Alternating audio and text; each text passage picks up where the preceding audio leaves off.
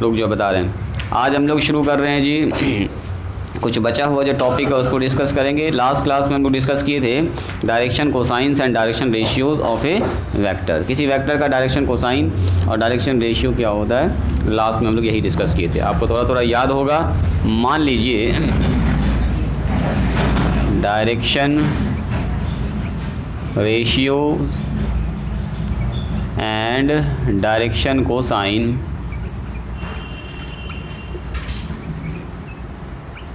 Of vector. Vector भी कह सकते हैं, वेक्टर आर मान लीजिए, वेक्टर या लाइन भी लिख सकते हैं आप, जो भी कह दीजिए। लाइन का भी वही मामला चलता है सारा कुछ। सुनो, मान लीजिए हमारे पास आर एक वेक्टर है, ए आई प्लस में बी जे और प्लस में सी के, ये मान लीजिए वेक्टर है। तो अगर कोई पूछेगा बताओ इसका डायरेक्शन रेशियो क्या होगा, तो डायरेक्शन रेशियोज़ क्या हो जाएगा बोलिए। तो आप बोलिएगा सर डायरेक्शन रेशियो निकालना एकदम आसान है, ये A B C X Y Z का जो मान होता है वही होता है डायरेक्शन रेशियोज़, ए बी और सी। लास्ट क्लास में डिस्कस किए थे। डायरेक्शन कोसाइन पूछे कोई आदमी आपसे, डायरेक्शन कोसाइन, तो डायरेक्शन कोसाइन क्या होता है, ये वाला जो वेक्टर है कुछ ना कुछ एंगल एक्स एक्सिस के साथ, वाई एक्सिस के साथ और जेड एक्सिस बना रहा होगा, एक्स वाई और जेड पॉजिटिव डायरेक्शन में। मान लो ये वेक्टर हमारे पास है पी ए बी सी, इसको पोजीशन वेक्टर आर से हम लोग लिख रहे हैं। तो इसने बनाया होगा अल्फ़ा एंगल, यहाँ बनाया होगा बीटा वाई के साथ और जेड के साथ कितना बना रहा है मान लीजिए गामा।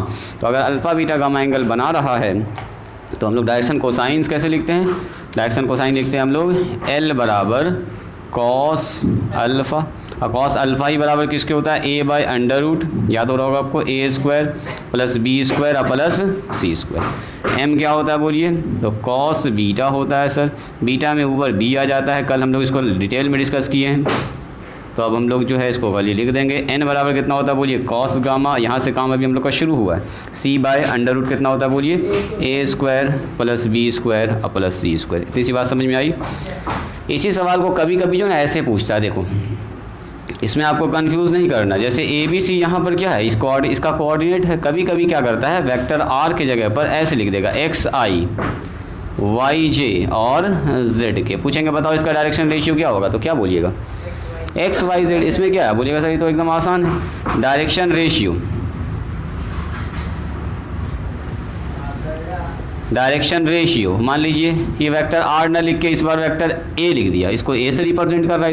इस बार कुछ ऐसा हो गया है हमारे पास सिस्टम, यहाँ पर पी है, मान लीजिए ये एक्स है वाई है जेड है, मान तो वही ना होगा, नंबर ही होगा वहाँ पर कुछ ना कुछ। इसको इस बार वेक्टर आर से ना लिख के ए से लिख दिया है। तो पूछेगा बताओ ओ पी का डायरेक्शन रेशियो क्या होगा, तो आप बोलेंगे डायरेक्शन रेशियो ऑफ ए बोलो या ओ पी लाइन बोल दो, जो बोल दो एक्स वाई और कितना होगा बोलो जेड। इसमें कॉमा कॉमा करके लिखते हैं, ठीक है।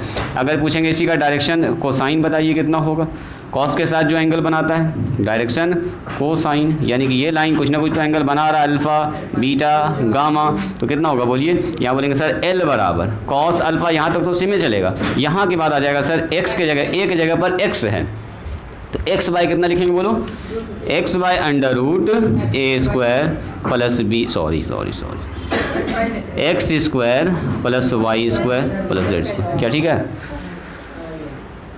इसके हिसाब से डायरेक्शन रेशियो तो यही ना हुआ, तो यही चलेगा। कभी कभी ऐसा देता है तो कंफ्यूज ना कीजिएगा, वही एक्स वाई जेड है ए बी सी की जगह पर, ठीक है। जैसे मैंने कहा एल एम बताइए, एम तो कॉस बीटा तो यहाँ रहेगा, एंगल तो वही बीटा ही नाम होता है, लेकिन डायरेक्शन रेशियो इस बार एक्स वाई जेड है। अरे मान लो ये 3 4 5 है, यहाँ पर 7 8 9 है, तो उसी हिसाब से ना बैठेगा यहाँ पर, तो वही मामला है यहाँ पर और कुछ नहीं है।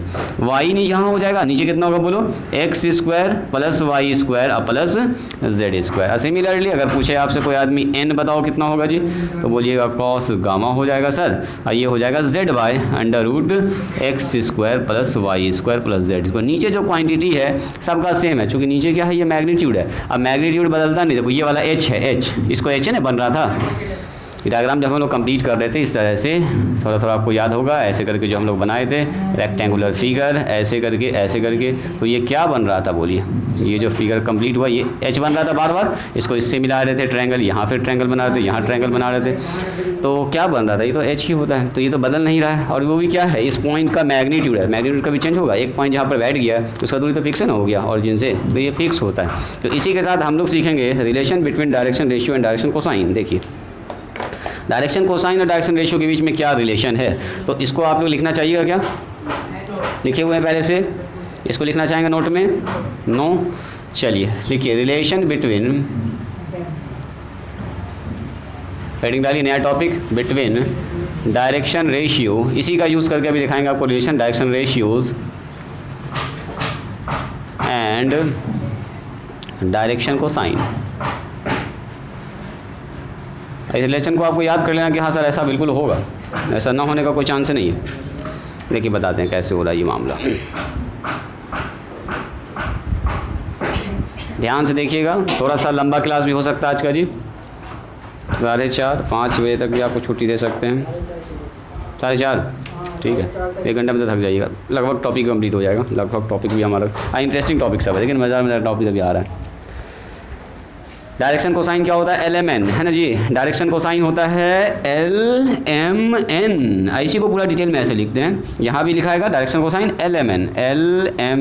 L कैसे निकलता, तो ऐसे निकलता, थीटा दिया है, अल्फा दिया तो खट से निकल जाएगा, अल्फा नहीं दिया है, डायरेक्शन रेशियो दिया तो ऐसे निकलेगा। मतलब डायरेक्शन कोसाइन निकालने का 2 फॉर्मूला, ABC पता है तो इससे निकालो, एंगल पता है तो इससे निकालो, निकलेगा वही घुमा फिरा के L का मान। तो आप डायरेक्ट याद रखिएगा L बराबर ये पूरा तीनों टर्म, 1 2 3, जब भी लिखेंगे M लिखेंगे तो तीनों टर्म याद रखना आपको, N लिखेंगे तो तीनों टर्म याद रखना बस, ठीक है। L लिख दिया था यानी कॉस अल्फा लिख दिया मैंने। अब सुनिए, अभी मैंने आपको क्या बताया, ये नीचे वाला क्वांटिटी आप देख रहे हैं, ये जो नीचे वाला देख रहे हैं कांस्टेंट है, बदल रहा है क्या, नहीं बदल रहा, तो मान लेते हैं लेट, देखोगे ज़रा ध्यान से, लेट जो मैग्नीट्यूड ऑफ वेक्टर OP है, यानी कि अंडर रूट, कहीं से भी स्टार्ट कर सकते हैं आप, कोई भी एक ले सकते हैं, A² + B² और + C², इसको मान लेते हैं R, चूँकि वेक्टर R है तो वेक्टर आर के मैग्नीट्यूड क्या स्मॉल लेटर से रिप्रेजेंट करते हैं, तो उसको मान लेते हैं यार, बार बार इतना नहीं लिखना पड़ेगा हमको, सीधे उसके जगह आर लिख देंगे, कल उतना झमेला करेंगे, A² + B² प्लस रूट में लिख रहे हैं।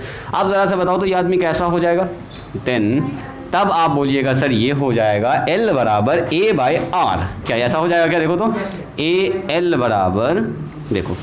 L बराबर A/R लिख दें डायरेक्ट। चलो इसको ज़रा सा अगर आगे बढ़ाएंगे तो क्या होगा, देखो तो इस R को यहीं रहने दीजिए, इसको इस A को इधर कर लो तो कितना हो जाएगा, देखो तो, या R को इधर कर लो, जैसे भी कर सकते हैं आप, आपकी मर्जी। R बराबर, या हम लोग ऐसा लिख सकते हैं, ऐसा लिख सकते हैं, ऐसे A/L बराबर R, ऐसा लिख सकते हैं क्या, लेकिन बात ना है, इसको इधर किया, इसको नीचे कर दिया।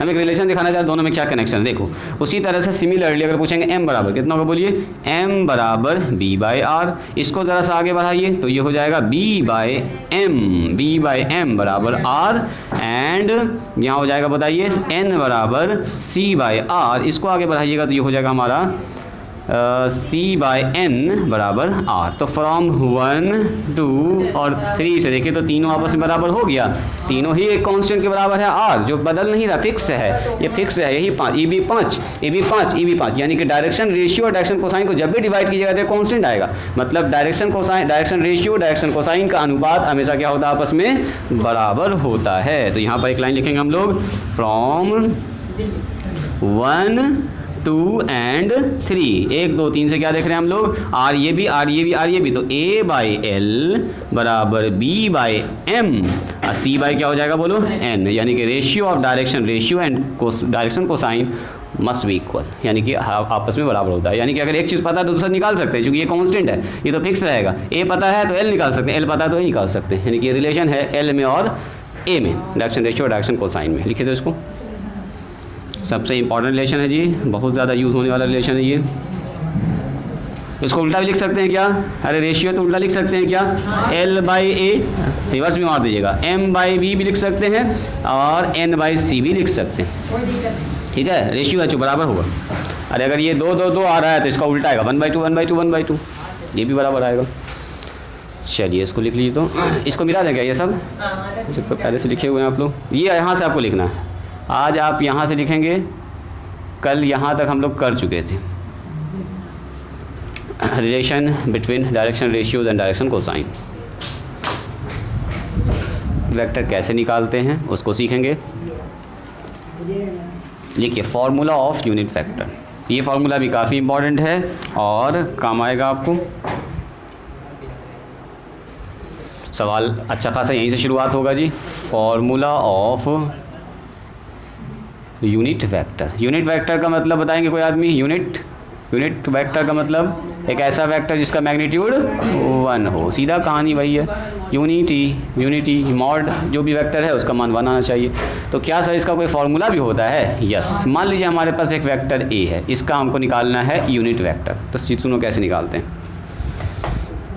छोटा सा फार्मूला है, ध्यान से देखिएगा, एक बार में आप समझ जाइएगा इसका कंसेप्ट, खाली यहाँ ध्यान से देखिएगा। मान लेते हैं हमारे पास एक वेक्टर है, let we have a vector A. मान लेते हैं हमारे पास एक वेक्टर है ए। अब इस वेक्टर के अलोंग हमको यूनिट वेक्टर निकालना है। पहले इस कंसेप्ट को समझिएगा, रुकेंगे अभी, लिख रहे हैं क्या आप लोग? पहले सुनिएगा। देखो मान लेते हैं अभी फ़िलहाल के लिए एग्जांपल देखो, पहले मान लेते हैं ये जो वेक्टर है ना, इसका मैग्नीट्यूड है 5। एक डायरेक्शन भी होगा इसका, कुछ ना कुछ होगा ना। अब सुनो, ये वेक्टर ऐसा दिखता है, ए से स्टार्ट हो रहा है, बी पर ख़त्म हो रहा है, इसका नाम मैंने लिखा है ए, क्योंकि कंसेप्ट का को सीखना है। देखो ये वेक्टर ए है, ए से बी तक जा रहा है। मैग्नीट्यूड का मतलब क्या हुआ सर? यहाँ से यहाँ का दूरी कितना यूनिट है बोलो? 5 यूनिट। अब यूनिट वेक्टर निकालना है बट डायरेक्शन चेंज नहीं करना है। कह रहा है यूनिट वेक्टर होना चाहिए, डायरेक्शन चेंज नहीं करना है, इसको बनाना है यूनिट वेक्टर। तो बोलो तो ये कैसे बनेगा सर? मैग्नीट्यूड 5 है, मैग्नीट्यूड छोटा कर दीजिए। यूनिट का मतलब क्या? 1 होना चाहिए। तो 1 होने के लिए क्या करना होगा? इस वेक्टर को इस 5 से डिवाइड कर दो, कट जाएगा ना? कट जाएगा। देखो टोटल है 5, देखो 1 2 3 4 और 5, टोटल 5 है। सुनिएगा, इसका मैग्नीट्यूड टोटल 5, हमको इतना ही सा चाहिए, यूनिट इसको बनाना है। तो इसके लिए क्या करेंगे? इसका जो मैग्नीट्यूड है उसी से भाग लगा देंगे उसमें। इस वेक्टर को अगर इसी के मैग्नीट्यूड से भाग लगा दिया जाए तो मिल जाएगा हमको उसी डायरेक्शन में एक यूनिट वेक्टर। याद कीजिए, किसी वेक्टर को अगर स्केलर से गुना करते हैं, अगर पॉजिटिव से गुना करें तो क्या होता है? उसी डायरेक्शन में बढ़ जाएगा। नेगेटिव से गुना करें तो क्या होगा? अपोजिट डायरेक्शन हो जाएगा। हमको इसी डायरेक्शन में एक ऐसा वेक्टर चाहिए जिसका मैग्नीट्यूड तो 1 हो लेकिन डायरेक्शन वही हो। तो मैग्नीट्यूड 1 बनाने के लिए मान लो हमारे पास एक वेक्टर है 10, इसको समझिएगा, ये 10 यूनिट है, हमको इसको आधा करना, तो क्या करना होगा?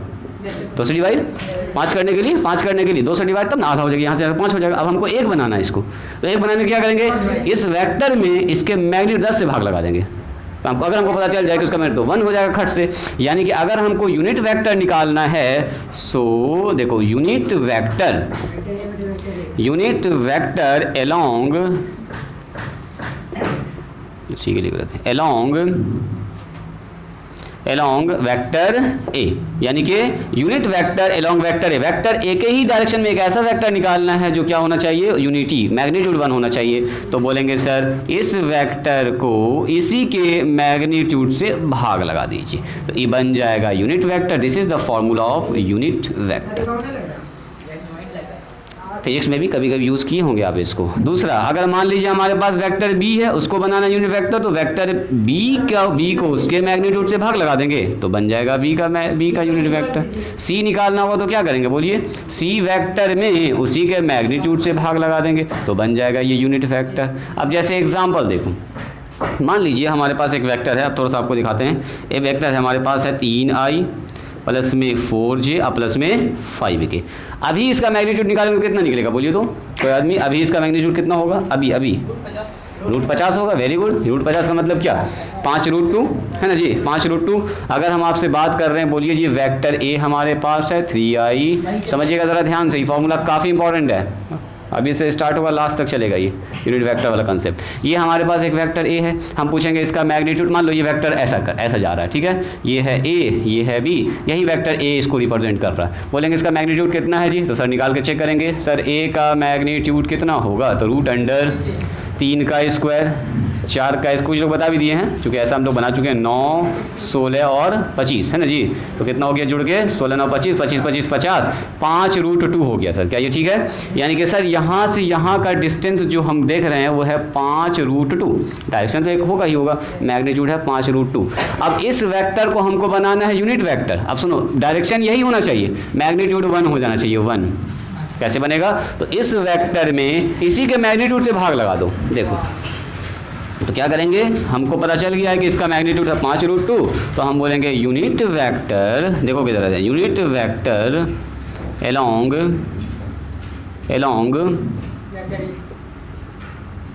Along vector A. वेक्टर ए के एलोंग यूनिट वेक्टर निकालेंगे, तो ऐसे लिखेंगे यूनिट वेक्टर, बोलेंगे वेक्टर ए में उसी के मैग्नीट्यूड से क्या लगा देंगे, भाग। तो बता दो ये कैसा बन गया वेक्टर ए, बताइए। वेक्टर ए हमारे पास हो गया 3i 4j प्लस में 5k, और नीचे आ गया कौन बताइए, 5√2। 5√2 अलग अलग बांट दीजिए, तो ये 3/5√2i हो जाएगा, 4/5√2j हो जाएगा। चलेगा, अभी बहुत लिखेंगे, छूट भी जाएगा तो कोई दिक्कत नहीं। आइए हो जाएगा कि 5 से 5 यहाँ कट रहा है जी, तो ये तो कट गया। 3/5√2i, 4/5√2j और 1/√2, और ये हो गया कि this is the unit vector along this vector. J छूट गया है, कैप भी छूट गया, लगा दो। अभी छूट रहा है तो आप लोग बोल भी रहे हैं, आगे आप लोग भी छूट जाएगा तो कुछ ना बोलिएगा, कहीं बहुत लिखेंगे, लिखते लिखते थक जाएंगे, है ना। आई जे के अंडरस्टूड है कि यूनिट वेक्टर, ये बात समझ में आई। अब सर कैसे पता चाहिए सही में यूनिट हो चुका है, यानी इसका अगर मैग्नीट्यूड निकालें तो 1 निकलेगा क्या? एक्सपेरिमेंटली चेक करते हैं क्या, अगर इसका मैग्नीट्यूड निकालेंगे तो 1 निकलेगा। चेक करो, इसका मैग्नीट्यूड निकालो, यानी कि इसका हम मैग्नीट्यूड निकालना चाह रहे हैं, मतलब इसका मैग्नीट्यूड कितना होगा बोलिए जी, √3/5√2 का स्क्वायर, 3/5√2 का स्क्वायर, अब प्लस इसको जोड़ो 4/5√2 का स्क्वायर, अब प्लस हाँ घुमा फिरा के वही हो रहा 1/√2 का स्क्वायर। बोलिए इसका मान कितना हो जाएगा? तो आप बोलिएगा सर ऊपर 9 नीचे 25 दूनी 50, यहाँ बताओ ऊपर 16 नीचे 25 दूनी 50, ऊपर 1 नीचे 4। बोलो इसका एलसीएम कितना होगा? सॉरी 2 ना होगा, इसका 2, इसका हो गया एलसीएम में 50। 50 से कहीं 50, 16 कहीं 16 और 2 25 जुड़ गया, ऊपर कितना 50 नीचे 50, 50 50 कट के 1 बाहर निकल के 1। तो अब ये ऐसा वेक्टर बन गया है जो है तो वही डायरेक्शन, लेकिन मैग्नीट्यूड कितना हो गया इसका बोलो, 1 हो गया है। तो यानी किसी भी वेक्टर के अलोंग अगर हमको यूनिट वेक्टर निकालना है, उस वेक्टर में उसी के मैग्नीट्यूड से भाग लगा दो, जो नया वेक्टर मिलेगा वो बन जाएगा unit vector along that vector. उस वेक्टर के ही डायरेक्शन में होगा, लेकिन मैग्नीट्यूड हो जाएगा छोटा, कितना हो जाएगा 1, चूंकि आपने क्या किया है, उसका मैग्नीट्यूड 5 था तो 5 से भाग लगा दिया, 5 से 5 कट गया, 10 से भाग लगा दिया, 10 भाग में उसको बांट दिया, तो छोटा ना हो गया, एक भाग एक हिस्सा बच गया। यही मान फ़ायदा है, देखो ना बताते हैं, बहुत फ़ायदा है। कुछ लोग थोड़ा सा इसका इंटरेस्ट जानना चाह रहे हैं। देखो हमसे कहेगा find a unit vector along ए के अलोंग में एक यूनिट वेक्टर निकालिए जिसका मैग्नीट्यूड 15 हो। क्या निकालना है? 15 हो। तो हम बोलेंगे सबसे पहले जो वेक्टर ए है ना उसका एक तो यूनिट वेक्टर निकाल लेंगे। तो यूनिट वेक्टर का मतलब क्या, उसी डायरेक्शन में लेकिन मैग्नीट्यूड कितना है 1, और उसको फिर 15 से गुना कर देंगे, 15 गुना हो गया, बढ़ गया, यानी कि उसी डायरेक्शन में निकाला लेकिन खाली 15 से क्या कर दिया उसको गुना, तो मैग्नीट्यूड कितना हो गया। किसी वेक्टर में अगर 15 से गुना कर दोगे, पहले मैग्नीट्यूड बना दिया 1, अब मैग्नीट्यूड 1 हो गया, अगर 15 से गुना कर अब कितना हो गया इसका मैग्नीट्यूड 15 हो चुका है। पहले उस डायरेक्शन में निकाल लेंगे यूनिट वेक्टर, अब बोलेगा 15 गुना कर दो, 50 गुना कर दो, 30 गुना कर दो, जितना भी लंबा वेक्टर चाहिए उसको उतना से गुना करते चले जाइए, ना समझे। पहले निकालना है यूनिट वेक्टर, हमेशा जब भी कैलकुलेशन में पहले यूनिट वेक्टर। अभी आ रहा सवाल, उतना ही हो जाएगा, बस वही बात पूछ रहा आपसे। अभी एक एक्सरसाइज भी अभी आप लोगों ने कहाँ बनाया, एक्सरसाइज शुरू होना अभी बाकी है। एग्जाम्पल नंबर 1, जब एक्सरसाइज बनाएगा तब ना मज़ा आएगा। कहाँ पर कैप जी, ये सब कैप, ये सब चलेगा, सब कैपे है, सब चलेगा।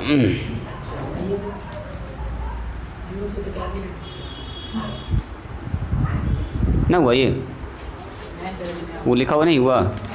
मान लीजिए हमारे पास एक वेक्टर r है, let we have a vector r, चूँकि r मिलेगा ज़्यादा आपको और a मिलेगा, यही ज़्यादा मिलने वाला वेक्टर r।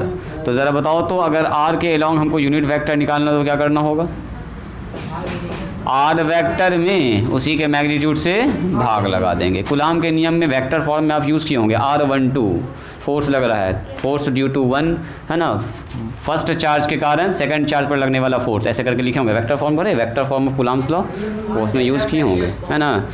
और force due to charge two किस पर, वन पर लगने वाला फोर्स, ये सब आप वेक्टर डायग्राम में सीखे होंगे, कूलम्ब लॉ का वेक्टर फॉर्म। तो खैर नहीं भी भरे तो टेंशन न लीजिए। 13-31 1-2 पढ़ते हैं उसको, 1-2 पढ़ते हैं, 12 न पढ़ते हैं, 1-2। चलो अभी इसको देखो, अभी ऐसा लिख सकते हैं क्या, अभी ऐसा लिख सकते हैं क्या? अच्छा, अगर ऐसा लिख सकते हैं तो ज़रा मुझको ये बताइएगा वेक्टर आर का मान क्या हो जाएगा? क्रॉस मल्टीप्लाई, यानी कि अगर हमको यूनिट वेक्टर पता है, उसका मैग्नीट्यूड पता है, तो हम उस वेक्टर को निकाल सकते हैं। अगर मान लीजिए हमारे पास किसी वेक्टर का मैग्नीट्यूड पता है कि वो वेक्टर 5 यूनिट है, और उस डायरेक्शन में एक वेक्टर पता है जो यूनिट वेक्टर है, तो उस वेक्टर को आप पता कर सकते हैं। यानी कोई वेक्टर अपने मैग्नीट्यूड और यूनिट वेक्टर के प्रोडक्ट के बराबर होता है। यानी कि आप इसको ऐसा भी लिख सकते हैं, आर वेक्टर बराबर यूनिट वेक्टर इनटू, इसको आर भी लिख सकते हैं, सिर्फ R magnitude of vector R को सिर्फ स्मॉल आर से भी आप लिख सकते हैं। तो ये फॉर्मूला है काफ़ी इंपॉर्टेंट। हाँ, किसी भी वेक्टर को अगर निकालना है, अगर आपके पास उस वेक्टर का मैग्नीट्यूड पता है, कोई आदमी बता दिया जी देखो जी 5 यूनिट है वेक्टर का मैग्नीट्यूड, एक डायरेक्शन उसका किस डायरेक्शन में है, तो उसका डायरेक्शन इस डायरेक्शन में दे दिया आपको डायरेक्शन, तो आप आराम से उसका ये यूनिट वेक्टर निकाल देगा। यूनिट वेक्टर बता दिया कि इस डायरेक्शन में निकालना, यही यूनिट वेक्टर मान लो, तो यूनिट वेक्टर को उसके मैग्नीट्यूड से गुना कर देंगे, खट से आपको वो वेक्टर निकल जाएगा। यानी सीधा सा मतलब ये है कि इस फार्मूला को दाएं बाएं किया गया है जी पीयूष कुमार। ये फार्मूला जो इसको इससे गुना करते क्रॉस मल्टीप्लाई वेक्टर आर बराबर कितना होगा, आर इनटू मैग्नीट्यूड, मतलब 5 4 3 जो भी है मल्टीप्लाई करो। हाँ वही मामला है, क्या कहना चाह रहे बोलो। ई वाला, अच्छा ई वाले वेक्टर को ऐसा भी लिख सकते हैं, देखो जैसे वेक्टर ए का मैग्नीट्यूड लिखो या ए लिखो, बात बराबर है। इसीलिए वेक्टर आर का मैग्नीट्यूड आर लिखो, स्टार्टिंग क्लास में बताए होंगे, याद करो, बताया जी। अच्छा ये वाला याद है ना, सिंगल लेटर से भी रिप्रेजेंट करते हैं, बता चुके हैं ये बात। चलिए तो अब इस टॉपिक को हम लोग क्लोज करके अगला टॉपिक स्टार्ट करते हैं। जैसे कि तो देखो एक थ्योरम है जी, स्पेस में अगर 2 पॉइंट होगा तो उसका डायरेक्शन रेशियो और डायरेक्शन कोसाइन आपको निकालना होगा। देखिए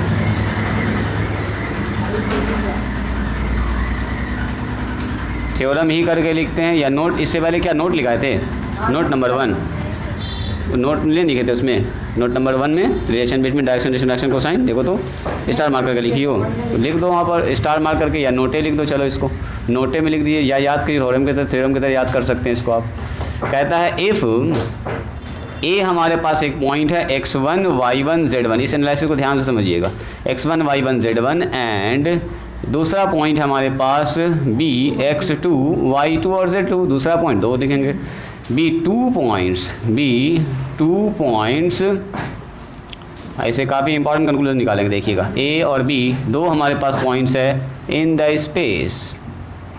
स्पेस में ये 2 पॉइंट है, तो देन आपसे कहता है देन प्रूव डैट, साबित कीजिए, प्रूव डैट जो वेक्टर ए बी होगा, ये वेक्टर ए बी होता है x2 minus x1 I cap, y2 minus y1 J cap, and z2 minus z1 और k कैप। सब वैसा ही कनेक्शन है, धीरे धीरे देखिएगा अभी।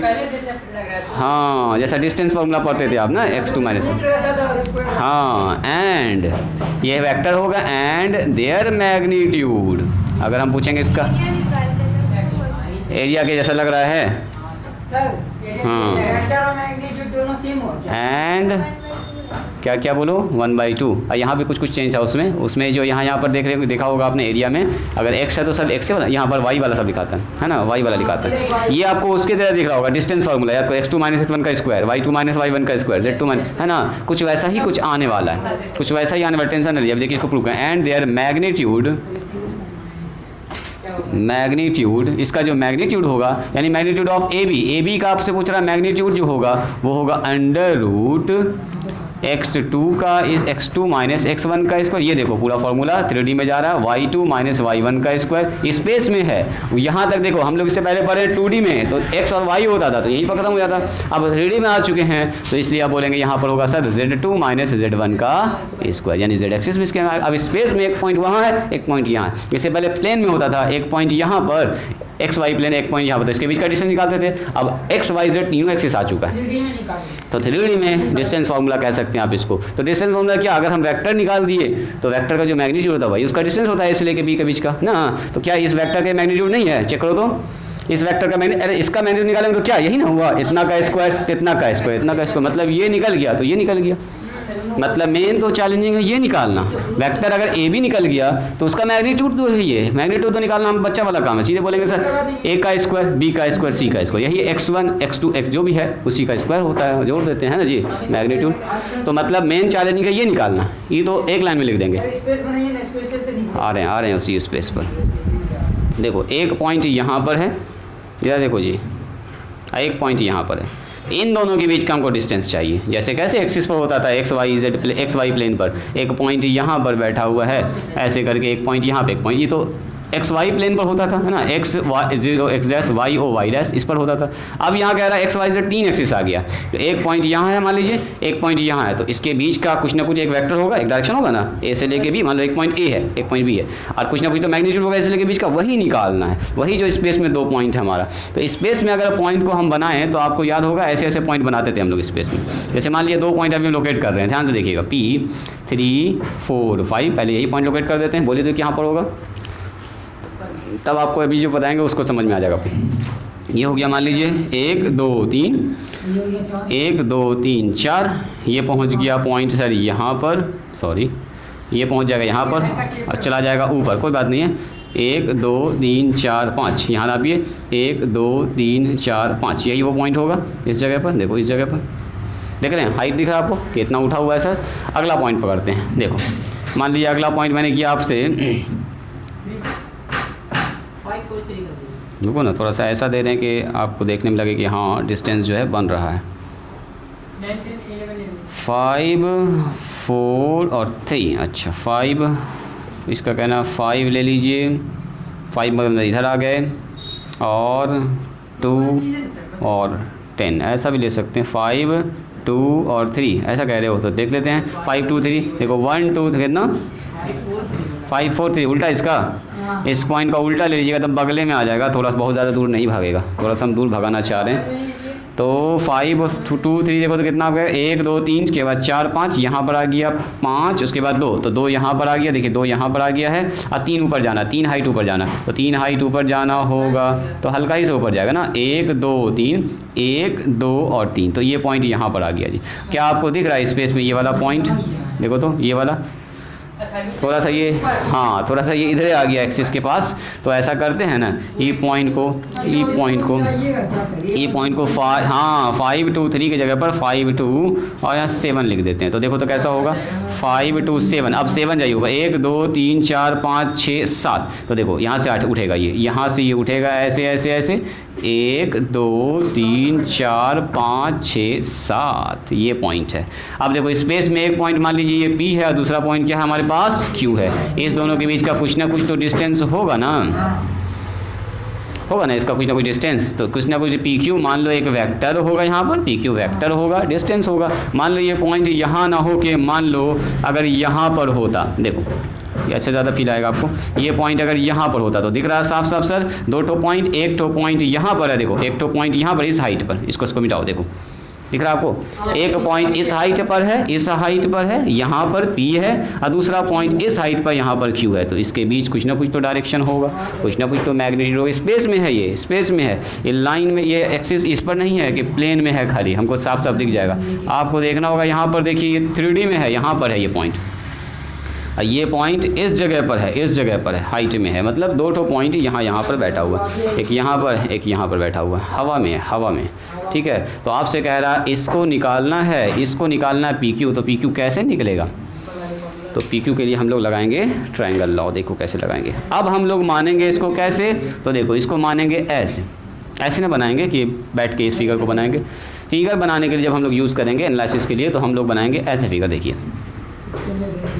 ध्यान से देखिएगा, ये हमारे पास हो गया एक्स एक्सिस, वाई एक्सिस और Z axis, X axis, Y axis और जेड एक्सिस। 2 पॉइंट मान लेते हैं, एक पॉइंट हमारे पास यहाँ पर P है या A है, A दिए ना, पहला पॉइंट मान लेते हैं ये A है और दूसरा पॉइंट मान लेते हैं यहाँ पर B है। हो गया, ये स्पेस में है, मतलब एक पॉइंट है यहाँ पर, एक पॉइंट है यहाँ पर। बस समझ में आइए, ये ना समझिएगा वो प्लेन में है, स्पेस में है, स्पेस में। इस पॉइंट का लोकेशन अगर आप देखना चाहें तो कुछ ऐसा ऐसा ऐसा होगा, ऐसा ऐसा ऐसा होगा। ये एक पहला पॉइंट हो गया। दूसरा पॉइंट का लोकेशन देखना चाहिएगा तो मान लीजिए ये पॉइंट यहाँ पर बैठा हुआ है, ऐसा ऐसा दिखा, 2 पॉइंट दिख रहा है, ये बीच में है ना, हवा में बाहर निकला हुआ है, बाहर निकला हुआ है। यही इसको थोड़ा फील करना है कि ये भी पॉइंट बाहर में, ये इस प्लेन पर नहीं है, बाहर है। ये भी पॉइंट कहाँ है, इतना दूर है, देखो इतना दूर है, इतना दूर है, ये भी इतना दूर है। इसको फील कर पाए? अब इस नीचे वाले लाइन का हमको काम नहीं है, ये वाला बेकार का, बस सीधा सीधा सीधा बोलेंगे सर ये 2 पॉइंट स्पेस में है। अब आपको फील आ चुका है इसका। हम बोलेंगे सर इसको हमको असल निकालना, अगर ये वेक्टर कहीं से हम पता कर लिए, वेक्टर ए बी, मतलब ए से लेके बी के बीच का दूरी कितना है, मतलब एक पॉइंट अगर यहाँ पे बैठा हुआ है ए और यहाँ पे बैठा हुआ बी, अगर हम ये वेक्टर निकाल दिए, मैग्नीट्यूड निकाल देंगे हर से, इनिशियल पॉइंट और फाइनल पॉइंट, मैग्नीट्यूड निकालना बच्चा वाला काम, ए भी निकालना। तो उसको निकालने के लिए हम क्या करते हैं, ओ को मिलाते हैं ए से और डायरेक्शन लगाएंगे ऐसे, और ओ को मिलाएंगे बी से और डायरेक्शन लगाएंगे ये वाला। ये हमारा मेन वेक्टर, ये हेल्पिंग वेक्टर जो आपको निकालने में मदद करेगा। अब सुनिए, यहाँ पर एक पॉइंट, यहाँ पर दूसरा पॉइंट, ये निकालना सर, तो इसको इससे मिलाया, इसको इससे मिलाया, फील कर पा रहे हैं इस चीज़ को, इसको इससे मिलाया, ये दोनों हवा में है, ये दोनों कैसा है, ऐसे देखो ऐसे, एक मार्कर ऐसे है, एक मार्कर ऐसे है, मार्कर ना पेन, देखो एक पेन ऐसे है, एक पेन ऐसे चला गया, और एक तो जो है ये देखो ए से लेके बी, ये वाला वेक्टर है। देख पा रहे हैं ये चीज़, देखो ये एक पॉइंट है ए, ये दूसरा पॉइंट है बी, और ये है ए बी। ट्रायंगल बन रहा है कहाँ पर, देखिए हवा में ट्रायंगल बन रहा है, देख पा रहे हैं इसको, ये ट्रायंगल हवा में ऐसे बन रहा है, ऐसे करके, है ना। ये पॉइंट ए है, ये पॉइंट बी है, सब हवा में है, दिख रहा है आपको यहाँ बोर्ड पर लगा, लेकिन है सब ऐसा ऐसा कुछ है। एक ऑरिजिन से ये कुछ दूरी पर है, ऑरिजिन से ये कुछ दूरी पर है, और हमको ए से लेके बी निकाल, अगर ये वेक्टर निकाल देंगे खट से तो इसका मैग्नीट्यूड तो निकालना बच्चा वाला काम है, वेक्टर निकालना ही असल है। तो वेक्टर कैसे निकलेगा, तो हम मान लेते हैं हमारे पास स्पेस में 2 पॉइंट है। देखो इसका प्रूफ एकदम हल्का, ध्यान से कर देखिएगा, याद भी आपको अभी कभी हो जाएगा। ये देखिए ए हमारे पास कौन सा पॉइंट है बताइए, तो ये हमारे पास है x1, y1 और z1। ये कौन सा पॉइंट है बताइए, x2, y2, और तो कुछ भी हो सकता है, फिलहाल के लिए मैंने x2, y2। अब बताइए मुझको, अगर हम आपसे पूछेंगे, बोलो पोजीशन वेक्टर ऑफ, ज़्यादा इसमें हम नहीं लिखते हैं, थ्योरी के नाम पर ज़्यादा लिखने से कोई फ़ायदा नहीं है, इसका डायरेक्ट एप्लीकेशन होगा सवाल बनाने में। पॉजिटिव लिख दिए, पोजीशन वेक्टर ऑफ, अगर हम पूछेंगे बताओ जी पॉइंट ए का पोजीशन वेक्टर क्या होगा, तो आप चाहो तो इसका नाम दे सकते हैं, या आप चाहो तो इसको सीधे ओ ए लिख सकते हैं। सर ओ ए ही होगा पोजीशन वेक्टर। ओ ए क्या मतलब क्या हुआ, ऑरिजिन से इस पॉइंट को बताने वाले वेक्टर को पोजीशन वेक्टर कहते हैं, तो ओ ए ही तो वो वेक्टर है, ओ ए वेक्टर है। तो बताओ तो ओ ए बराबर कितना होगा, अभी सीखे हम लोग पॉइंट को वेक्टर में लिखने का तरीका, x1i, ध्यान से देखिएगा, इसी दिन के लिए सीखे y1j z1k, ये हो गया कौन सा वेक्टर, ओ ए वेक्टर। अच्छा, एंड अगर हम आपसे पूछेंगे बताओ position vector of point B, तो बताइए ये ओ बी हो जाएगा, जो बी का पोजीशन को बता रहा है, ये वाला वेक्टर। हमने कहा सर ये हो जाएगा x2i प्लस में y2j और z2k। बात समझ में आ रही है। तो इन ट्रायंगल आ जाइए, अब हमको निकालना है ए बी, तो in triangle O A B, हवा में ट्रायंगल है, ध्यान से देखिएगा, ट्रायंगल लॉ लगेगा। कौन सा ट्रायंगल लॉ, वही वाला जो हम लोग पढ़े थे, याद कीजिए। इस वेक्टर में ध्यान से देखिएगा, इस वेक्टर में ये वाला वेक्टर ऐड हुआ है, जरा देखिएगा ध्यान से, रिजल्टेंट मिलेगा आपको ओ बी। Very good. तो आ जाइए ट्रायंगल ओ ए बी में, हाँ वेरी गुड। क्या बोलेंगे, O A plus A B, O A plus A B, दिखा वो चीज़, दिखा जी, ओ भी मिल जाएगा हमको। वेरी गुड, ओ भी मिल जाएगा। और हमको निकालना क्या है, तो इसको उधर करो ना जी, टेंशन क्या लेना, जो निकालना था आ चुका है। देखिए ओ बी मतलब स्पेस में जाके हम लोग देखिए उस वेक्टर को निकाल दिए हैं जो पॉइंट ए और पॉइंट बी को कनेक्ट कर रहा है। तो बता दीजिए इसका मान कितना हो जाएगा सर। ए बी वेक्टर बराबर हो गया ओ बी, ओ बी का मतलब ये x2i y2j और z2k और माइनस कितना होगा ओ ए का मतलब ये x1i, इसको ध्यान से लिखेंगे, y1j और z1k। मेरे ख्याल से आपको आइडिया लग गया है कि सर यहाँ पर दिख रहा है हमको साफ साफ आई के साथ, जे के साथ, के साथ मामला बनने वाला है। एक लाइन यहीं पर चिपका दें क्या, कर दें दोनों काम एक साथ। हाँ जी, के लिख दें ऐसे करके x2i y2j z2k। अरे जो बच्चा देख रहा है वो थोड़ा सा हड़बड़ा सकता है, तो ऐसा करते हैं x1i माइनस में y1j जो कभी बाद में देखेगा z1k हो जाएगा। ठीक है, अब x1i वाला i के साथ रख लीजिए, j वाला j के साथ, k वाला k के साथ, काम लगभग हो चुका। तो कॉमन के साथ ही ले लेते हैं, x2 माइनस x1i हो जाएगा प्लस y2 माइनस y1j हो जाएगा एंड क्या हो जाएगा बोलो, z2 माइनस z1k हो जाएगा। ये क्या निकल गया बोलिए, ये निकल गया वेक्टर ए बी। मैंने पता कर लिया है वेक्टर ए बी क्या होगा, हमने पता कर लिया ए से लेके बी के बीच में जो ये डायरेक्शन है, ये वेक्टर हम लोग पता कर लिया। जब वेक्टर पता कर लिया तो हमको यहाँ से यहाँ का दूरी निकालना। अब देखो एक पॉइंट यहाँ बैठा हुआ, अब आदमी को बैठाने की कोई जरूरत नहीं है, एक पॉइंट यहाँ बैठा हुआ, बोलेंगे सर इसका मैग्नीट्यूड क्या होगा, मैग्नीट्यूड ही उसके बीच का क्या होगा, डिस्टेंस होगा। सो क्या बोलेंगे, मैग्नीट्यूड ऑफ ए बी का जो मैग्नीट्यूड होगा मतलब ए से लेके बी के बीच का जो डिस्टेंस होगा वो होगा x1 का स्क्वायर, x2 का स्क्वायर, x3 का स्क्वायर या a का स्क्वायर b का स्क्वायर। तो ए क्या है यहाँ पर, जो दो बिंदु के बीच निकालते थे। फिर से बोलो। हाँ, जो दो बिंदु के बीच निकालते थे, बस ये आ गया इसमें कौन सा एक्सिस, z एक्सिस आ चुका है। बिल्कुल बिल्कुल एकदम ठीक पकड़ा आपने। ये दो बिंदुओं के बीच का दूरी ही है जो बिंदु को हम लोग वेक्टर के फॉर्म में लिख रहे हैं, है ना जी, वेक्टर के फॉर्म में लिख रहे हैं, यानी कि x2 माइनस x1 का स्क्वायर, y2 माइनस y1। देखो ये चीज़ यहाँ तक था किसमें, 2D में यहाँ तक था ही। अब प्लस में कितना होगा बोलो, z2 माइनस z1 का। हाँ वही है। चलो पहले इसको लिखो, तो इसके आगे कहानियाँ भी आपको सुनाते हैं, पहले इसको लिखा जाए। दोनों चीज़ हो चुका है जी प्रूफ, जल्दी से लिखो इसको। सर फिगर थोड़ा सही से बनाना है कि आप फिगर जैसा मैंने बनाया। अच्छा तुम 3D बनाना चाह रहे हो क्या, 3D ना बनाओ, गजबज हो जाएगा। 3D हल्का सा मैंने आपको दिखा दिया, हल्का हल्का मार्किंग दिख भी रहा होगा आपको 3D वाला। अगर आप इसको बनाना चाहिएगा, अच्छा इसको लग रहा है कि सर अगर हम 3D बनाते हैं, अच्छा रुको, हम ये जानना चाह रहे हैं कि क्या आपको अच्छा फील आ रहा है ऐसा जब बन रहा है ये। तो देखो, तो अगर अच्छा फील आ रहा है तो समझो आपका बेसिक कंसेप्ट ठीक है, मतलब आप डायग्राम को देख के समझ पा रहे हैं। देखो तो क्या आपको अच्छा फील आ रहा है इसको देखने के बाद। स्पेस में दो पॉइंट है, उसी को यहाँ से मिला रहे हैं, इसी दोनों के बीच का डिस्टेंस निकाल रहे हैं। ज़रा हम दूर से देखते हैं कैसा लग रहा है देखने में। यहाँ से तो उनको समझ में नहीं आ रहा है जी, तो आपको उधर से अच्छा लग रहा होगा। ध्यान आ रहा है समझ में, ध्यान जी सर। पीछे वाला क्लास हो गया ना कंप्लीट तुम्हारा, एक क्लास जो छूटा था, ठीक है, एकदम रेगुलर रहो तो कितना मज़ा आएगा इसको पढ़ने। तो जैसे जैसे बोल रहे हैं वैसे एकदम प्रैक्टिस करते जाना आप, ठीक है, और दिमाग में थोड़ा थोड़ा सेट करते जाना है। थोड़ा सा टॉपिक ये जो है ना कॉम्प्लेक्स टॉपिक है ये, धीरे धीरे आपको थोड़ा इमेजिन करना होगा, सोचना होगा, ऐसे ऐसे जा रहा है, ऐसे ऐसे कट रहा है, तो थोड़ा सा जो है कॉम्प्लेक्स है। ऐसा ना कि डायरेक्ट फार्मूला बैठा दिया काम ख़त्म हो गया, थोड़ा सा आपको हल्का हल्का ज़्यादा सोचना पड़ेगा इसमें कि ऐसे में ऐसे हो रहा होगा। इसका कहना सही है। देखो अगर ए बी ऐसे है तो बी ए का मान इधर हो जाएगा उल्टा, x1 माइनस x2 हो जाएगा, एकदम सही पकड़े। x1 डायरेक्ट माइनस से गुना कर दो, negative of vector. A B का डायरेक्शन अगर इधर है तो बी ए का डायरेक्शन निगेटिव हो जाएगा, उसका निगेटिव लगा दो इसमें खाली, बस खेल खत्म। माइनस ए बी, ज़रूरी नहीं है कि पॉइंट यहीं हो ये वाला, कभी कभी ए इधर भी हो सकता है, इधर भी, कहीं भी हो सकता है, ठीक है। धीरे धीरे आगे बढ़ेंगे तो ट्रायंगल बनेगा ऊपर में, स्पेस में बन रहा होगा एक ट्रायंगल, एक क्वाड्रिलेटरल बन रहा होगा स्पेस में, तब उसमें मज़ा आएगा वहाँ पर आपको डायरेक्शन निकालने में।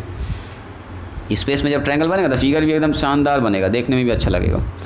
बोलेगा बताइए कि स्पेस में जो ट्रायंगल बन रहा है वो आइसोसेलेस ट्रायंगल है या इक्विलैटरल ट्रायंगल है, तीनों साइड बराबर है, ए बी सी 3 ठो स्पेस में बन रहा होगा। अभी तो 2 पॉइंट है ना, 3 पॉइंट, तीसरा पॉइंट यहाँ बैठ गया मान लो, तो बन जाएगा ट्रायंगल।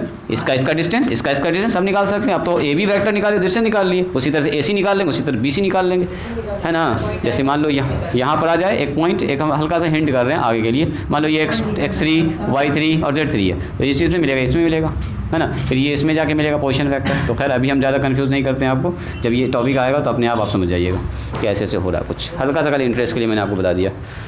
चलिए, तो इसी के साथ अगर मैंने आपसे ये पूछा, ज़रा देखिएगा तो, एक मैंने वेक्टर लिखा यहाँ पर जी ऐसे करके, देखो वेक्टर ए बराबर 5i 3j और 7k, बोलाओ इसका डायरेक्शन रेशियो क्या होगा, बोलिए तो। 5 3 7 बोलिएगा सर, इसमें क्या है, कोई मुश्किल काम तो आप पूछे नहीं, कुछ मुश्किल सवाल। 3 5 3 7। तो उसी तरह से क्या ये एक वेक्टर नहीं है ए बी? अगर पूछेंगे इस वेक्टर का बताओ डायरेक्शन रेशियो क्या होगा, yes, very good very good, x2 minus x1, y2 minus y1 और z2 माइनस z1। सबसे इंपॉर्टेंट पॉइंट देखो, द डायरेक्शन रेशियो ऑफ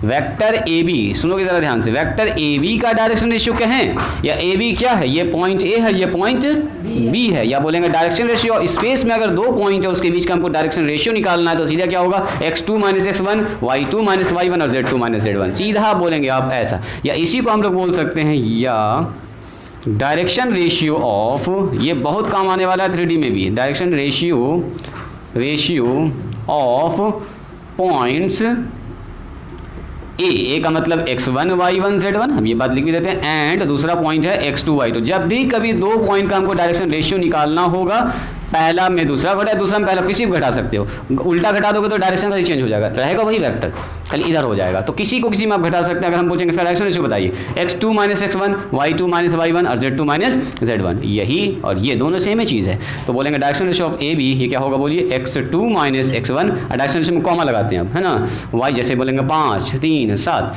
क्या बोलेंगे 5 3 और 7 बोलेंगे। सिमिलरली यही 5 है, अभी हमको नहीं पता है, मान लो ये अगर 10 होगा, ये अगर 3 होगा तो 10 माइनस 3 आ जाएगा 7, एक नंबर है ना आएगा, तो यही एक नंबर है ये, x2 minus x1, y2 minus y1 and comma करके z2 माइनस z1। ये बात समझ में आई? ये है उस लाइन का डायरेक्शन रेशियो जो पॉइंट ए और बी को मिलाने के बाद बन रहा है। क्या कह सकते हैं आप, वेक्टर ए बी का direction ratio, vector A B ऐसा दिखता है, डायरेक्शन रेशियो क्या होगा, x के साथ, i के साथ और j के साथ, k के साथ जो गुना में होता है वही होता है डायरेक्शन रेशियोज़। बात समझ में आई? ये सब मैंने टॉपिक चल रहा है, जो आप लोगों को हल्का लग रहा है, यानी आप लोग तेज़ी समझ रहे हैं, इसको ये अच्छी बात है। ये स्पेस में जो एनालिसिस कर रहे हैं सब मैंने टॉपिक है। झूठ बोल रहा है ना, समझ में आ रहा है,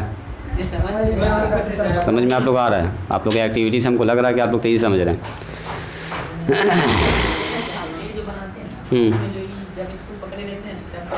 ऐसा क्या, अब तो थंबनेल वगैरह चेंज कर दिए,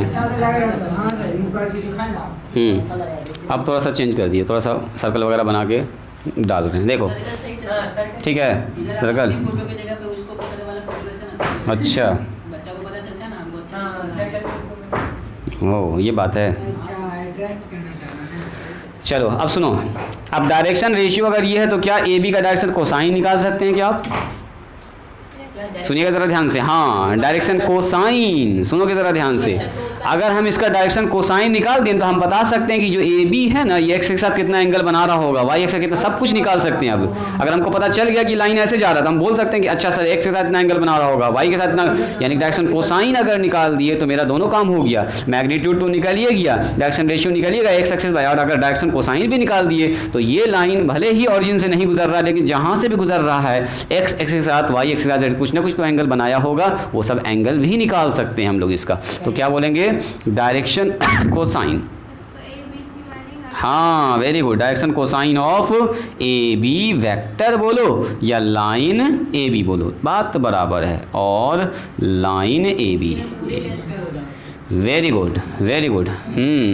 तो कैसे निकालते हैं, याद कीजिए, इसका अगर डायरेक्शन कोसाइन पूछेंगे तो कैसे निकालिएगा सर, ऊपर 5 नीचे अंडर रूट 5 का स्क्वायर 3 का स्क्वायर 7 का स्क्वायर जोड़ते हैं, याद करो। डायरेक्शन कोसाइन निकालने का तरीका एल का मान निकलता है, फिर एम का मान निकलेगा, तो बार बार इसको न लिखना पड़े इसके लिए हम लोग इसका नाम दे देंगे आर। क्या नाम दे देंगे इसको, आर, यानी कि हम बोलेंगे, देखो ये जो लिखा हुआ ना, ई वाला इसको बोल दिए आर से, आर के इतना बड़ा लिखना पड़ेगा बार बार।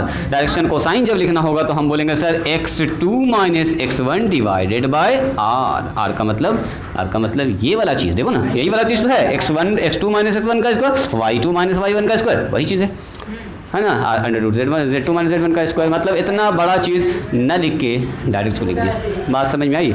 और यहाँ पर कितना लिखेंगे बोलो, y2 माइनस y1, यहाँ पर y वाला टर्म आएगा, नीचे फिर से r लिख देंगे, और यहाँ होगा बोलो z2 माइनस z1 और नीचे r लिख देंगे। अभी इस बात को हम लिख भी देंगे यहाँ पर, वेयर r बराबर जो है वो असल में ये है x2, चूँकि हाँ direct magnitude of A B भी लिख सकते हैं, बिल्कुल बिल्कुल लिख देते हैं अभी इसको, y2 माइनस y1 और z2 माइनस z1 का स्क्वायर, या आप इसका कह सकते हैं ये वेक्टर ए बी का क्या है जी, मैग्नीट्यूड। नीचे मैग्नीट्यूड ही जाता है, कोसाइन जब भी निकलता है तो बिल्कुल मैग्नीट्यूड ही जाता है।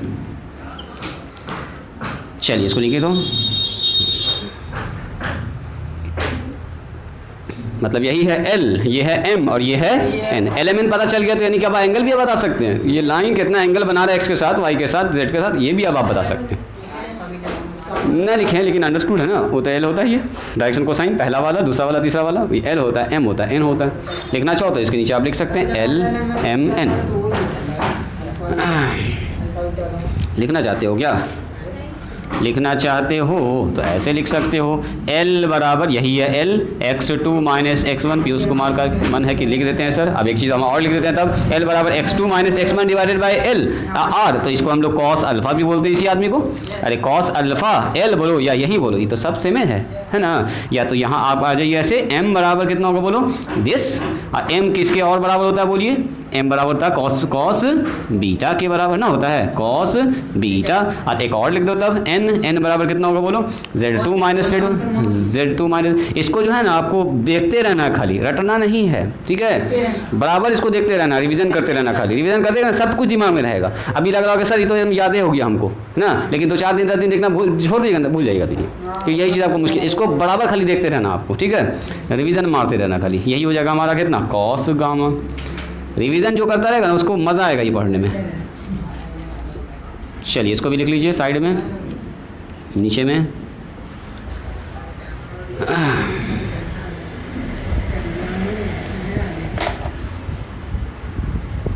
है ना, है असल में ये, टेंशन न लेना उसकी। चलो लिखो फॉर्मूला ऑफ यूनिट वेक्टर। अब आप चूँकि यूनिट वेक्टर सीख चुके हैं तो ज़रा सा एक छोटा सा फॉर्मूला देख लेते हैं, फॉर्मूला ऑफ यूनिट वेक्टर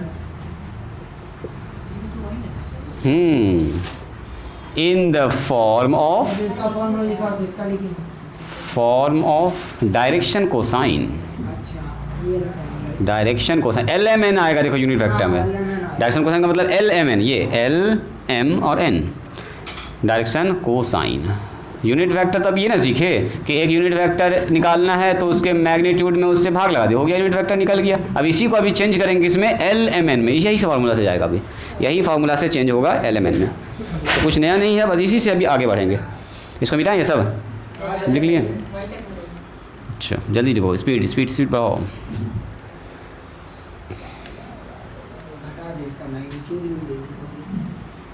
चलो जी मान लेते हैं हमारे पास एक वेक्टर है A जिसमें लिखा हुआ XI YJ और Z के। थोड़ा सा हम यहाँ पर शॉर्टकट मारेंगे कि आप लोग समझ ही जाइएगा तुरंत से। आप बताइए मुझका इसका मैग्नीट्यूड क्या होगा, बोलो तो इसका मैग्नीट्यूड, देन अगर पूछेंगे बताओ जी इसका मैग्नीट्यूड कितना होगा, तो आप बोलिएगा sir X square under root X square plus Y square plus Z square. बस अब इसको रोक दीजिए, इससे आगे आप कुछ ना लिखेंगे, अब सीधे आगे बढ़ेंगे। अब बताइए अगर हम आपसे पूछेंगे, बोलिए unit vector, unit vector, unit vector, unit vector along vector A के डायरेक्शन में यूनिट वेक्टर, तो बोलो तो क्या हो जाएगा, वेरी गुड, ए के डायरेक्शन में यूनिट वेक्टर लिखेंगे, vector A upon magnitude of A. तो कोई बताएंगे वेक्टर ए का मतलब क्या होगा, वेक्टर ए का मतलब सर ये वाला एक्स आई, ध्यान से देखना इसमें वाई जे और जेड के, और नीचे मैग्नीट्यूड मतलब root under X square plus Y square plus Z square. अब ध्यान से देखिएगा, यहाँ पर एक लाइन लिखने वाले हम, ये जो आदमी है ये तीनों के नीचे जाएगा क्या, 1 बाई 1, तो क्या इसको लिख सकते हैं X by under root X square, हाँ वेरी गुड आई, अब plus y by under root X square plus Y square plus Z square, इसको एलिमेंट के फॉर्म में ले जा रही है, यहाँ आ जाएगा j, अब प्लस में z by under root X square plus Y square plus Z square. ये बात समझ में आई है के? और ये देखिए कुछ जाना पहचाना लग रहा है, इस वेक्टर का डायरेक्शन कोसाइन जो एंगल बना रहा है ये ना, वही है।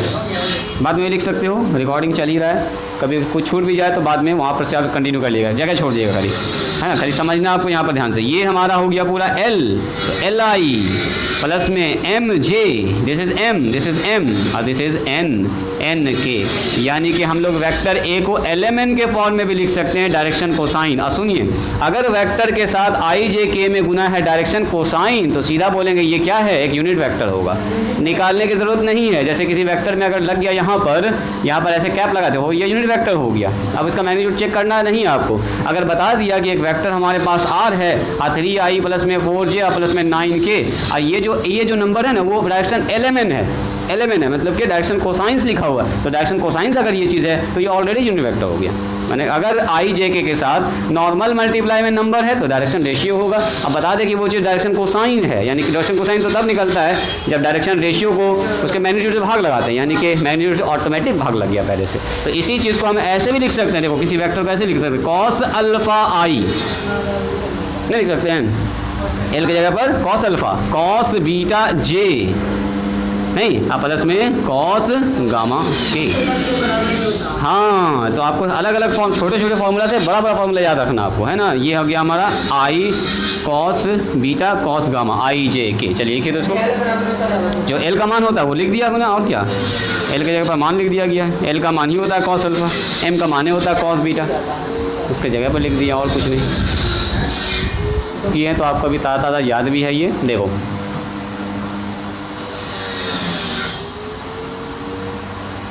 तीन तो फिगर आपको हम दिखाते हैं, इस तीनों फिगर को ध्यान से देखिए, ऑब्जर्व कीजिएगा क्या ऐसा हो रहा है। डायरेक्ट भी हम लोग लिख सकते हैं। सुमिता जी, पीयूष कुमार कहाँ तक पहुँचे?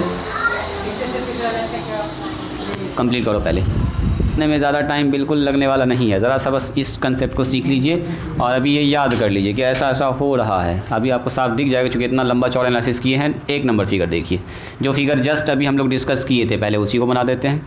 देखो स्पेस में 2 पॉइंट था, एक पॉइंट था A और दूसरा पॉइंट था B। अब इसका हम नाम नहीं लिखेंगे कि A1 B1 C X1, ये हमारे पास था OA और ये क्या था बताइए, OB, और A से लेके B का डायरेक्शन निकाले थे, याद आ रहा है? अभी जस्ट अभी किए हैं। तो हमारे पास यहाँ पर ये x एक्सिस है, ये y एक्सिस है और ये z एक्सिस है। OA बराबर हमारे पास OA, और यहाँ क्या लिख सकते हैं बोलिए तो, OA वेक्टर में ये ऑरिजिन है, प्लस में जोड़ेंगे क्या बताइए, AB वेक्टर को, तो क्या निकल गया था हमारा OB वेक्टर। ध्यान से देखिएगा, OB वेक्टर। तो बताओ AB वेक्टर अगर हमको निकालना होगा तो हम कैसे निकालेंगे? तो बोलेंगे सर OB वेक्टर में घटा देंगे OA वेक्टर को, ठीक है। चलो जी, दूसरा नंबर फिगर पकड़िए। जैसे मैंने कहा स्पेस में ये A और B पॉइंट ना होके ये पॉइंट है P और ये पॉइंट है Q। अब हमको निकालना है PQ वेक्टर। तो आप बोलिएगा सर ये हमारा पोजीशन वेक्टर P का हो गया, ये पोजीशन वेक्टर Q का हो गया। बोलेंगे सर OP वेक्टर प्लस में PQ वेक्टर बराबर क्या होगा बोलो, OQ वेक्टर। क्या ये दिख रहा है आपको? हाँ, वही चीज़ हम सिखाना चाह रहे हैं आपको। अगर हम आपसे पूछेंगे बताओ PQ निकालना है जी, हमको मेन इसको निकालना होता है, स्पेस में दोनों पॉइंट पकड़ना होता है, तो हेल्प ले रहे हैं ऑरिजिन से इसका, है ना। तो हम क्या बोलेंगे, PQ वेक्टर जो होगा सर वो OQ वेक्टर होगा माइनस में OP वेक्टर होगा। क्या इसमें ऑब्जर्व कर पाए एक चीज़ आप? रुकिए, एक चीज़ और दिखाते हैं आपको हम, एक चीज़ और दिखाते हैं। अगर मैंने आपसे कहा बताइए ये है M और ये है N, ठीक है, और यहाँ मैंने ऐसे करके मिला दिया और इसको बोल दिया O, तो बताओ OM वेक्टर कितना हो गया? अब प्लस OM प्लस में इसको ऐसे बना दिया, OM प्लस में MN वेक्टर बराबर क्या होगा बोलिए, ON वेक्टर हो जाएगा, ON वेक्टर हो जाएगा, ON वेक्टर होगा। तो आप क्या बोलेंगे सर, MN वेक्टर अगर हमको निकालना है तो बोलेंगे सर ON में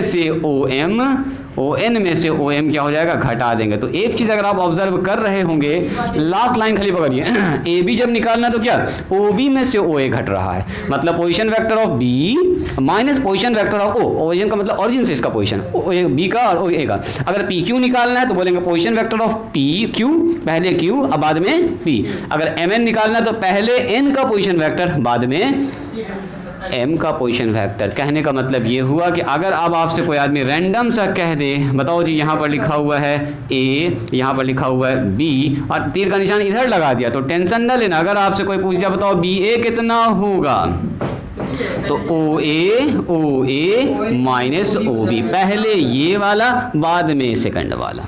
बात समझ में आ रही है? कोई आदमी बोलो आर एस वेक्टर अगर हमको स्पेस में निकालना तो क्या लिखेंगे, तो आर एस वेक्टर पहले बोलेंगे sir O S vector minus में ओ आर वेक्टर, सेकंड वाला पहले वाला बाद में। इतना से याद रहेगा।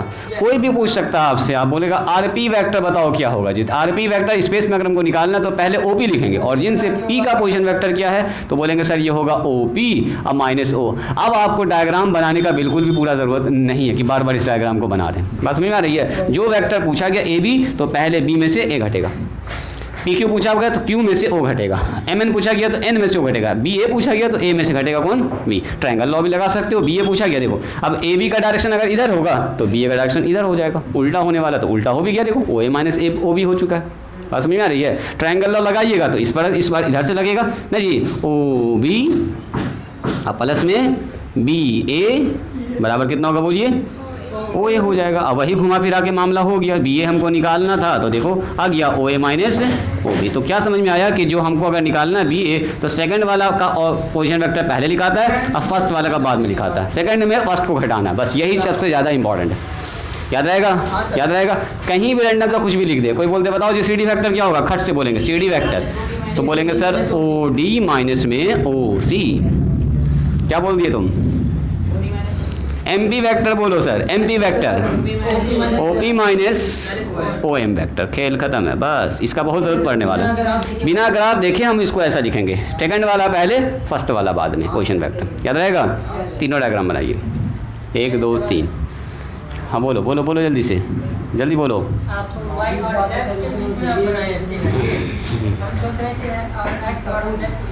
कहीं भी हो सकता है वो पॉइंट, ये पॉइंट कहीं भी हो सकता है, स्पेस में है, ये किसी भी ऑक्टेंट में हो सकता है, 8 में से किसी में भी।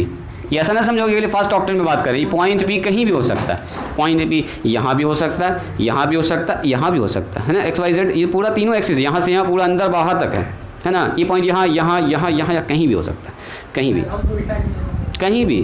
हमको सुनो जी, शुरुआत जो है यहीं से होगा। कुछ बच्चा कंफ्यूज कर सकता है इसमें कि सर ये तीर का निशान ऐसे आप कहीं नहीं लगा रहे, तो ऐसे बिल्कुल नहीं लगाएंगे। जब भी शुरुआत होगा ऑरिजिन से शुरुआत होगा किसी वेक्टर का, तो स्टार्ट यहाँ से हुआ एंड यहाँ से होता है, ये इनिशियल पॉइंट, अब वो फाइनल पहुँचेगा, तो इनिशियल पर से तीर निकलता है फाइनल की तरफ जाता है, उसी तरह से ये से जाएगा। हाँ ये वाला साइन ऊपर और नीचे हो सकता है, लेकिन शुरुआत हमेशा ये वाला वेक्टर जितना भी निकलेगा, यहाँ से जितना भी vector A B C D जितना भी वेक्टर निकालो सब का डायरेक्शन यहीं से होगा। हाँ भले इसका यहाँ हो सकता है, ये ऐसे हो सकता है, ये ऐसे हो सकता है, ये वाला इससे मिल सकता है, ये वाला इससे मिल सकता है, कहीं भी हो सकता है, लेकिन यहाँ से जो निकलेगा तो सबका डायरेक्शन ऊपर ही होगा। डमरू बन गया ऊपर, देख रहे हैं आप लोग? ऐसा फिगर भी अभी मिलेगा क्वाड्रिलेटरल में। देखिए आ गए हम लोग मेन सवाल पर। अब एडिशन एंड सब्ट्रैक्शन ऑफ 2 और मोर वेक्टर। याद कीजिए ऐसा हम लोग वेक्टर डायग्राम में सीख चुके हैं, है ना जी। अब 2 वेक्टर को हमको जोड़ना है तो इसका थ्योरी हम नहीं भी लिखेंगे तो चल जाएगा, एकदम बच्चा वाला काम। जैसे मैट्रिक्स में याद है नंबर को जोड़ते थे, पहला के साथ दूसरा के साथ तीसरा से ना, पहला position first row first column का एलिमेंट, फर्स्ट कॉलम में दूसरे एलिमेंट के साथ दूसरे मैट्रिक्स में जोड़ता है। सिमिलरली यहाँ पर मामला वैसा ही है। देखिए मान लीजिए आपसे कहा गया एक वेक्टर ए है, इसमें लिखा हुआ a1i और b1j और प्लस में c1k है, एंड एक दूसरा वेक्टर हमारे पास b, समझिएगा इसको ध्यान से, यानी लिखा हुआ b1i b2j और c2k। कहेगा बताइए जी a और b को जोड़ना है, vector a plus vector b, तो सबसे पहले वेक्टर a लिखेंगे प्लस करके वेक्टर b लिखेंगे और दोनों को जोड़ देंगे, a1i प्लस में b1j, हाँ वही मामला है c1 और k, इसमें जोड़ना है। इसको ये तरीके से लिख के दिखाना होगा आपको सवाल में, जब भी पूछेगा सवाल तो आपको तरीके से लिखना होगा। ये b1i हो जाएगा, सॉरी b1 ये i है जी, और b2j है और ये b3k है। बात समझ में आ रही है? तो कैसे जुड़ेगा? आई के साथ, तो a1 और b1 ये जुड़ जाएगा, तो a1 प्लस में b1 और यहाँ हो जाएगा i। सिमिलरली a2, यहाँ पर गड़बड़ हो गया ना, a1 b1 c1 लिख दिया मैंने, तो गड़बड़ कर दीजिए, यहाँ पर सबको सेंस ठीक कर दीजिए, A2 B2 और C2, यहाँ सब जगह कर दीजिए। A1 यहाँ क्या लिखे, B1 और C1, तो A2 B2 और C2, ऐसे ही कर दो सब। पहला का नाम A1 B1 C1, दूसरा का मान A2 B2 C2। तो बताओ इसको जोड़ेंगे तो कितना होगा, A1 प्लस में A2 है ना जी, A1 A2 दोनों साथ में जुड़ के I के साथ आ जाएगा। B1 प्लस में B2, मतलब दोनों का जो कॉफिशिएंट है जोड़ जाएगा और यहाँ लिखा आ जाएगा कुछ नहीं, C1 प्लस में C2। एग्जाम्पल सर एकदम हल्का है इसलिए हम इस पर ज़्यादा टाइम नहीं लगा रहे हैं। मान लीजिए हमारे पास कह रहा है A का मान है 3I और प्लस में 4J और प्लस में 7K, एंड B का मान कितना है जी 3I माइनस में 9J और प्लस में 1K, ऐसा कुछ लिखा हुआ। आपसे कह रहा है A प्लस B बताइए क्या होगा, तो A को B में खाली जोड़ना है, एकदम बच्चा वाला काम है। 3I 4J और 7K, डायरेक्ट ना बैठाएंगे, तरीके से बैठाएंगे।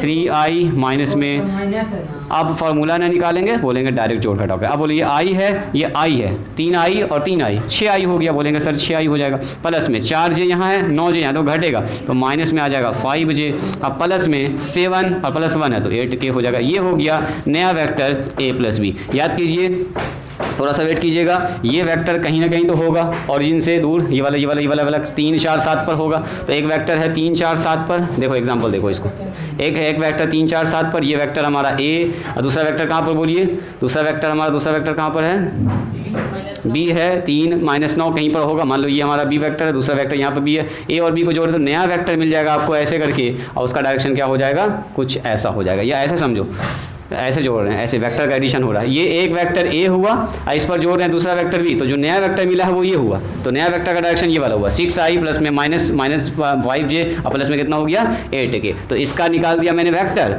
अब इसका मैग्नीट्यूड निकालना अगर, तो यहाँ से यहाँ का दूरी, तो इसका मैग्नीट्यूड निकालना होगा, तो इसका मैग्नीट्यूड खट से निकाल देंगे, ऐसे करके लगा देंगे मैग्नीट्यूड। बस समझ में आ रही है, इस हम आपको रे डायग्राम से भी बता रहे हैं। नहीं तो डायरेक्ट जोड़ने का मतलब ये होता है I को I के साथ जोड़ना, J को J के साथ जोड़ना और K को K के साथ जोड़ना। देखिए तो जल्दी से, वेक्टर को जोड़ने का मतलब यही हुआ कि I के साथ जुड़ेगा, दो वेक्टर का जोड़ भी एक क्या होता है, वेक्टर होता है। वेक्टर का एडिशन हम लोग पढ़ चुके हैं रे डायग्राम से, यहाँ पर सीधा सीधा हम लोग जोड़ना सीख रहे हैं। अच्छा देखो, तो अगर हम आपसे पूछेंगे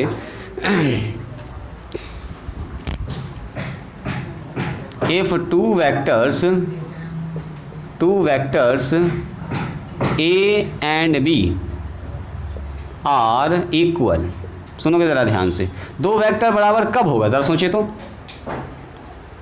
लास्ट क्लास में डिस्कस मैंने किया था आपको, दो वेक्टर इक्वल वेक्टर, याद कीजिए, अगर दो वेक्टर बराबर है तो इसका दोनों का मैग्नीट्यूड और डायरेक्शन सेम होना चाहिए।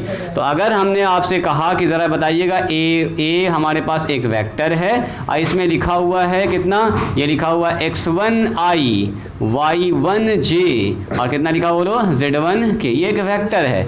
और दूसरा B एक वेक्टर है, तो ये हमारे पास है कितना X2I और Y2J, समझिएगा, ये लिखा हुआ Z2K। हम कह रहे दोनों आपस में बराबर है, यानी कि A बराबर किसके बोलो, B के। तो A बराबर B के तभी होगा, इसका मतलब हमने कहा कि X1I Y1J और प्लस में Z1K, और कह रहे हैं कि दोनों आपस में बराबर है, यानी X2I Y2J और Z2K। इस सवाल में कह रहा कि आपस में बराबर है, तो दो वेक्टर अगर आपस में बराबर होगा तो दोनों का I वाला कंपोनेंट, J वाला कंपोनेंट और K वाला कंपोनेंट आपस में बराबर होना चाहिए।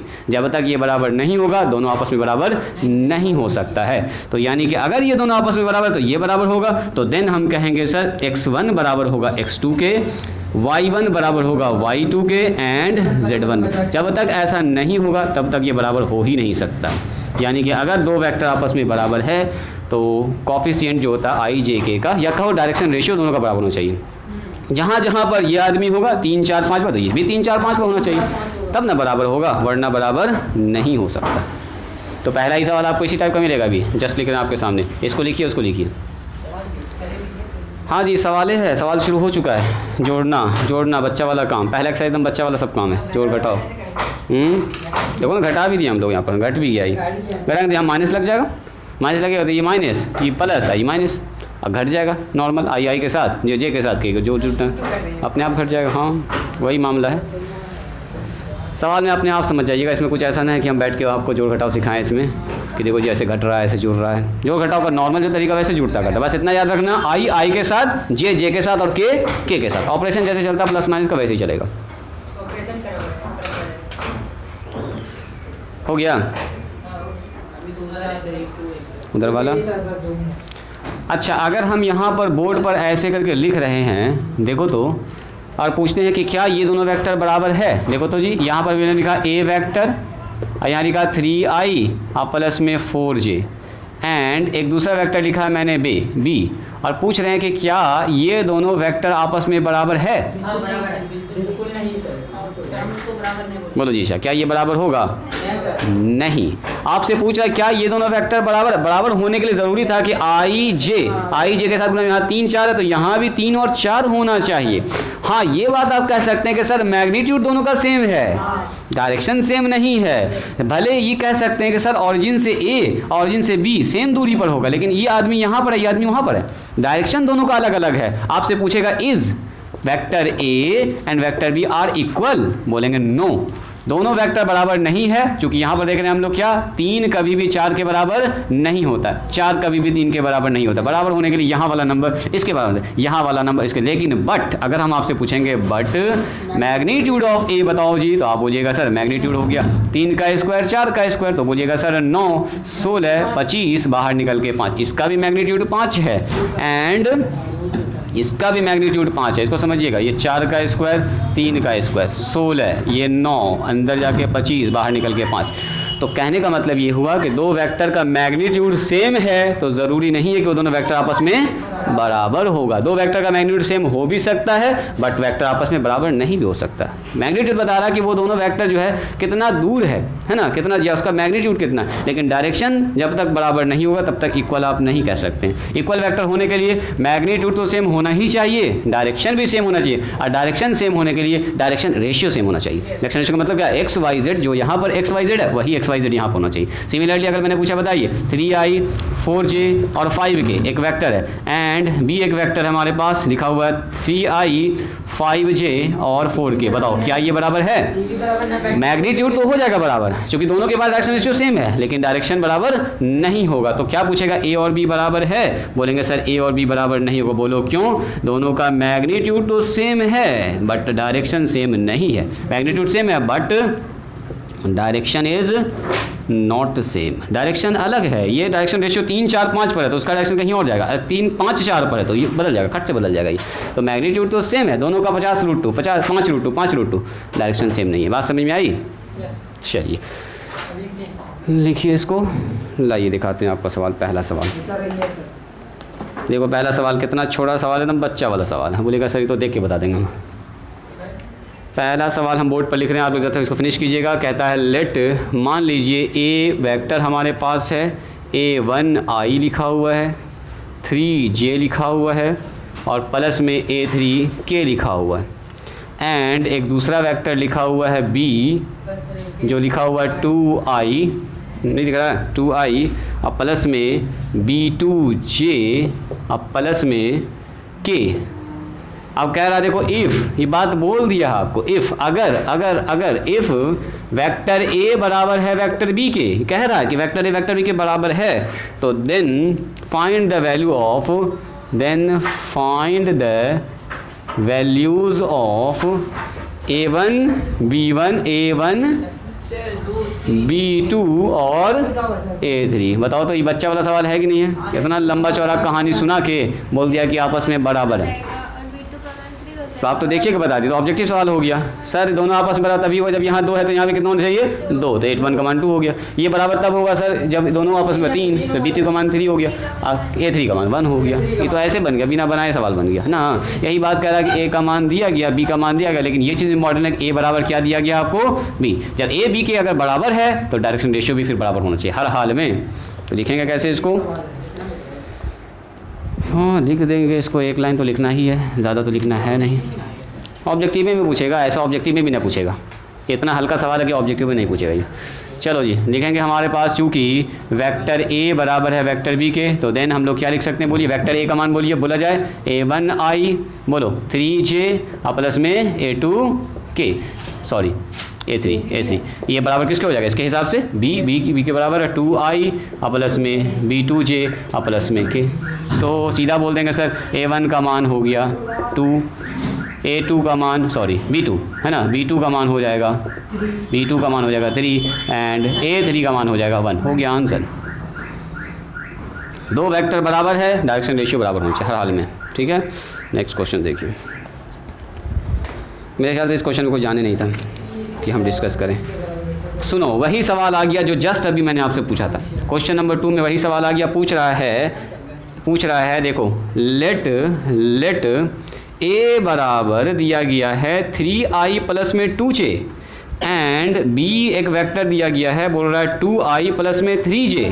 कह रहा इज, देखो कह रहा इज क्या आपसे पूछ रहा है, क्या इज वेक्टर A का मैग्नीट्यूड और वेक्टर B का मैग्नीट्यूड बराबर है? हाँ सर, बराबर होगा। और एक और बात पूछा, इज क्या वेक्टर A वेक्टर B के बराबर है? क्या वेक्टर A वेक्टर B के बराबर है और क्या वेक्टर A का मैग्नीट्यूड वेक्टर B के बराबर है? ये दो बात आपसे पूछा है। तो सबसे पहले का क्या जवाब दीजिएगा, बोलिए तो।